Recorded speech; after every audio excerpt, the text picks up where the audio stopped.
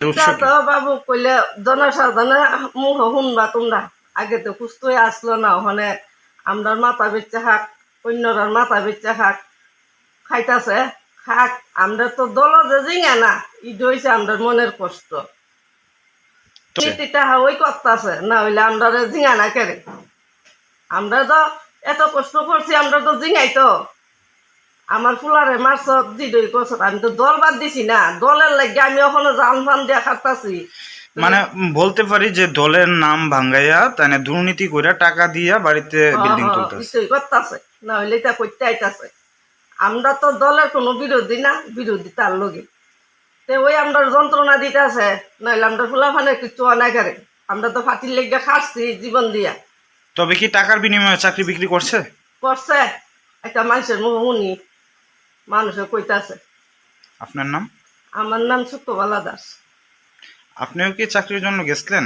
আমি গেছি, আমি কাগজ দিয়েছি 2 দিন পর ওই আমার ফুলারে মারছে। আমরা যা শুনি সারা ত্রিপুরা রাজ্যে কোনো বিধানসভার মধ্যে তো আমরা এমন দেখি না।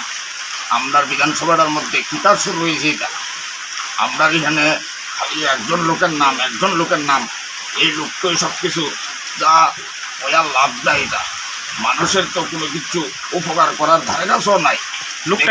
লোকটার নাম হলো আপনারা নিশ্চয়ই শুনছেন, খুবই কমন নাম বর্তমানে, মন্ত্রীর কাছের লোক, উনি হচ্ছেন বিজন কর। আমরা দেখেন আমরা সাধারণ মানুষ আমরা কিতা কমু, তবে আমরা তো জানি যে একজন লোক যদি একটি একা তার সাইডে ফাইডে যদি থাকে অত কিছু পাওয়া যায়।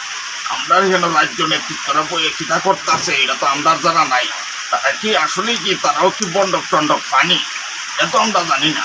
তখনই দেখেন আমরা তো আন্তাজের রূপে কথা কই, কিন্তু কৃষ্ণপুর বিধানসভার মধ্যে যা শুরু হয়েছে আমরা দলটারে শেষ করে নিছে একবারে। আমরা যারা সাধারণ লোক যারা আছি আমরা তো কোনো সুযোগ সুবিধার থেকে বঞ্চিত। এমনকি রাস্তাঘাট থেকে যদি আপনি চান আমরা এখানে আপনি আসতে পারতেন না। সারা কৃষ্ণপুরটারে জ্বালাই লেছি একটা লোক। টাকা দিছি বিজন করে। কত টাকা দিছেন? বিজন করে 3 লক্ষ টাকা দিছি। কিসের চাকরি? রেল দপ্তরে। কার লিগা চাকরিটা কার? আমার ছেলের লেগে। আচ্ছা, কি কইয়া নিছিল? কইছে তো চাকরি দিব, চাকরি 100% হইয়া দিব। কাটমাটো দিয়া লইছে, কাটমাটো মনে মোবাইলে চলে আছে। কি কাট? চাকরি কাট একটা দিছে। আচ্ছা, এখন তো চাকরির লেগে চাকরির কোনো খবর হই না, এখন তো আমরা পাত্ত হইতে না। টাকা পয়সার কথা জিজ্ঞাসা করলে হ্যাঁ তো পাত্ত হইতে না। কত বছর হয়েছে টাকাটা দিছেন? টাকাটা দিছি মনে 18তে দিছি। 2018 সনে? এখনো চাকরি হয়েছে না? কিতা কইয়া নিছিল? খবর হই না। আমি যে কষ্টে টাকাটা দিছি আমার জিনিসপত্র বন্ধক দিয়া এখনো জিনিসপত্র আমি লইতাম পারছি না। টাকারও খবর নাই, আমার ফুলার চাকরিরও খবর নাই। এই বিষয়টি জিজ্ঞাসা করছেন নি? জিজ্ঞাসা করছি, জিজ্ঞাসা করলে কইছে হইব আর এখনো তো তা পাত্তা হইতে না পারে। টাকা কার হাতে দিছিলেন? বিজন করে রাতে দিছি, আমি নিজের হাতে গইনা দিছি টাকা দিই। বাড়িতে আয়া নিছে না? বাড়িতে আয়া নিছে। আচ্ছা, বর্তমানে 23 বিধানসভার পরে 23 বিধানসভার পরেই এই 16-17 মাসের ভিতরেই সে প্রায় 1 কোটি টাকা দিয়ে সে একটা বাড়ি করছে। আসলে আমরা গোলাবাড়িবাসী জানতাম এই বিষয়টা কিভাবে, মানে এই কোটি কোটি টাকা দিয়ে সেটা ঘর করছে। যে একটা রান্নাঘর করছে, আমরা যে সরকার যে বিল্ডিং করে দিয়েছে আমরা তো 1,50,000-এর ভিতরে আমরা যে বিল্ডিং ঘর করছি টিনের ছানে দিয়ে সেটা, কিন্তু এরকম ঘর 3-4টা কত বছর রান্নাঘরটা যা আছে বর্তমান। কিন্তু এই কোটি কোটি টাকা যে কুর্তিকা এলো তার আয়ের উৎস কিছু নাই।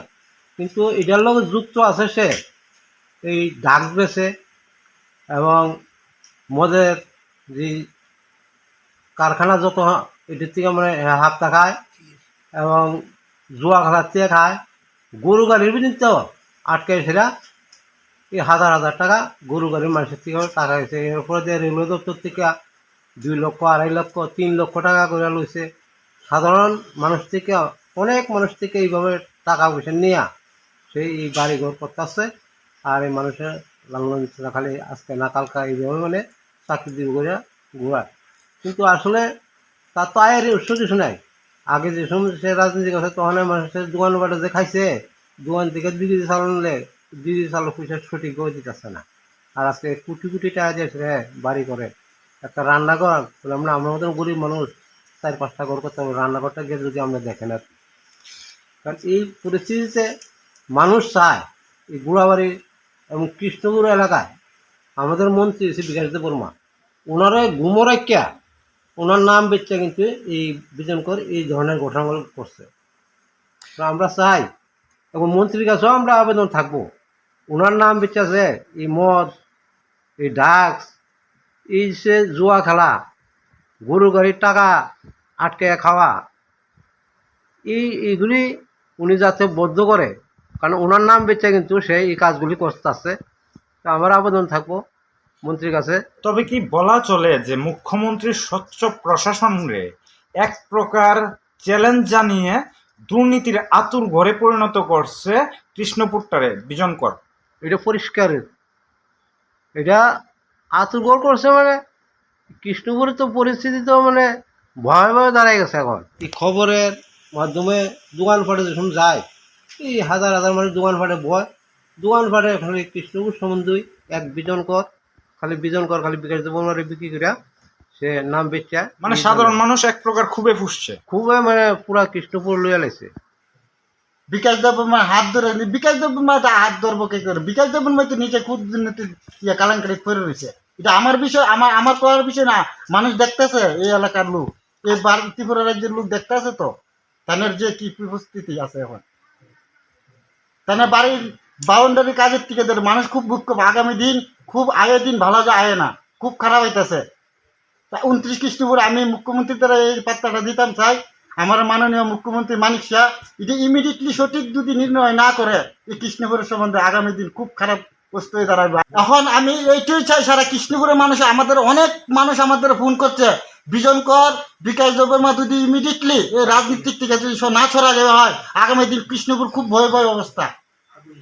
আগুন এবং মানুষের ভিতরে আগুন জ্বলে আছে বলতে পারে না, একমাত্র মানুষের নিরুপায়, মানুষের অর্থনৈতিক নাই, খাওয়া নাই, মানুষের এই চাপা পড়বো না এইসব কিছু চিন্তা ধারণা করবো। বিতরণ করে চাইতেছি ইমিডিয়েটলি তাহলে অ্যারেস্ট করা হোক, বিকাশ দেববর্মার মন্ত্রী দেববর্মাকে বহিষ্কার করা হোক, পার্টির থেকে বহিষ্কার করা হোক। এই 37 লক্ষ ভোটার, 40 লক্ষ ভোটার তাকে ভোট দিয়েছে, তাহলে কি একলা হিবাদে তো 500 আর 7 জন লয়ে কি তাকে রাজনীতি করছে কৃষ্ণপুর? তাহলে কি চাইছে? তাহলে কি চাইছে? আমি মাননীয় মুখ্যমন্ত্রী দ্বারা এটাই চাই, আগামী দিন সঠিক ইমিডিয়েটলি সঠিক নির্ণয় বিচার যদি না আমরা কৃষ্ণপুর এলাকার লোক যদি সঠিক না পায় আগামী দিন আমরা বাধ্য হবে কানের প্রতি আমরা কথা কইতে, রুডল আনবে মানুষ। অপেক্ষা থাকুন, কিছুদিন অপেক্ষা থাকুন।